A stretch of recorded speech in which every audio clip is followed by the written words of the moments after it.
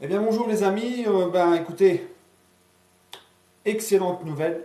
Voilà, la trêve internationale est terminée. On va passer aux choses sérieuses. On va pouvoir repasser donc au Paris Saint-Germain. Voilà, c'est un pur bonheur de retrouver le PSG, le championnat, tout ce qui va avec. Voilà, mon PSG qui m'a manqué. Voilà, ça fait très plaisir. En plus de ça, on, on s'en sort bien avec aucun blessé côté parisien, que ce soit les Brésiliens, les Argentins, du côté des Italiens, les Français. Aucun blessé, donc franchement, on s'en sort bien. C'est vrai que c'est inquiétant à chaque fois une trêve internationale. On a toujours peur qu'il y en ait un qui se blesse, qui revienne gravement blessé. Là, on s'en sort bien et je crois que la prochaine trêve internationale, c'est pas avant l'année prochaine.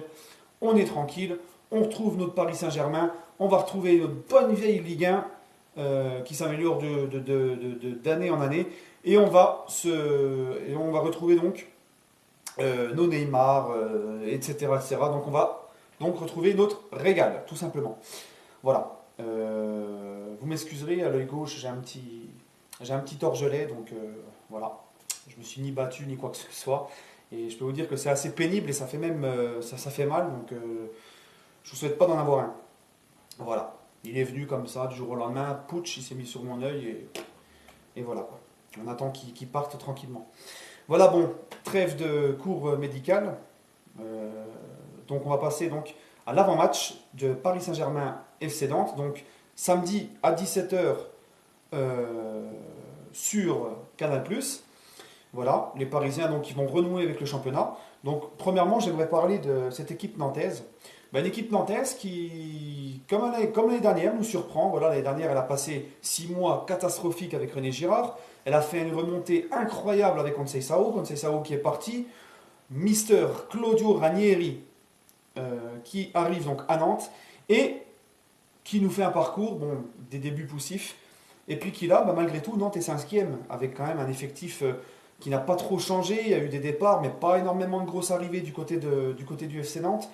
Ranieri arrive tout de même à en tirer de très bonnes choses, à en tirer le meilleur. Et Nantes qui est cinquième, c'est une véritable surprise. Voilà, donc ce ne sera pas un match à prendre à la légère. Le FC Nantes est une équipe qui cette année est très solide défensivement. Et Ranieri va certainement mettre en place un schéma tactique pour contrer et contrarier nos Parisiens. Donc le FC Nantes, ne croyons pas que c'est un match fait à l'avance, que c'est tout réglé, tout sera rose. Non, car Nantes est cinquième du championnat, est une équipe qui nous surprend, est une équipe qui se donne. Voilà, et je pense que ça sera quand même un match loin d'être gagné à l'avance. Voilà, Nantes qui est cinquième avec 23 points. Eh oui, 12 journées, 7 victoires, 2 nuls, 3 défaites en Ligue 1. Voilà, leurs 5 derniers matchs aux Nantais, en championnat Nantes, Toulouse 2-1 à la Beaujoire, victoire des Nantais, défaite à Dijon 1-0, défaite bon, en Coupe de la Ligue face à Tours 3-1, ensuite retour sur le championnat, Nantes-Guingamp, victoire de Nantes 2-1, et le dernier match en date des Nantais à l'extérieur, à Bordeaux, un but partout pour Nantes. Voilà, donc une bonne équipe nantaise par rapport à leur effectif, par rapport à tout. Voilà, Ranieri peut nous sortir une petite surprise, donc faire très attention à cette équipe nantaise. Donc ça, c'était mon premier point, c'était sur l'équipe nantaise.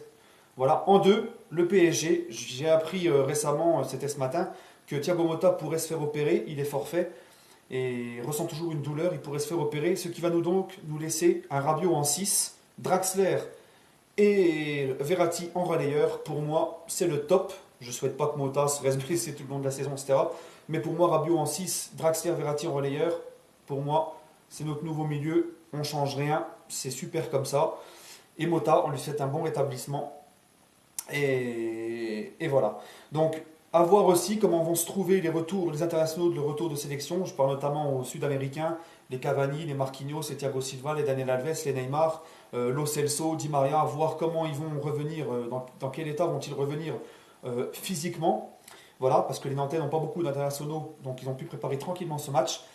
Donc voilà, ça va être un match difficile, croyez-moi, ça ne sera pas si facile qu'on le pense. Les Nantais vont se donner, vont défendre, il va falloir trouver le bon rythme, il va falloir trouver les solutions pour percer une défense de Nantes. Ça sera certainement même pas un bus, mais certainement un semi-remorque qui vont garer devant les cages, les Nantais, surtout connaissant les Ranieri.